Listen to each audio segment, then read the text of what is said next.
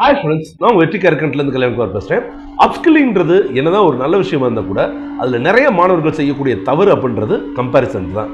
அதாவது ஒரு ஸ்டூடெண்ட் வந்து பேசிக் எலக்ட்ரானிக்ஸ் கற்றுக்கிட்டு இருக்காருன்னு வச்சுக்கோங்களேன்.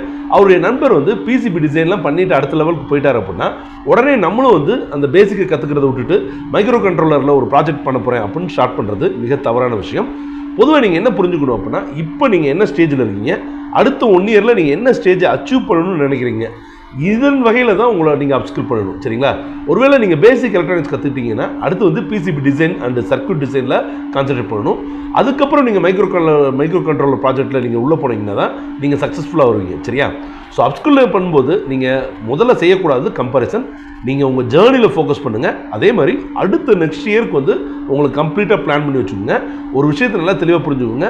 கன்சிஸ்டன்சி தான் குரோத்தை கொடுக்கும் அப்படின்றத தெரிஞ்சுக்கிட்டு உங்களுடைய அப்ஸ்கில்லிங் ப்ராஜெக்டை ஸ்டார்ட் பண்ணுங்கள். All the very best.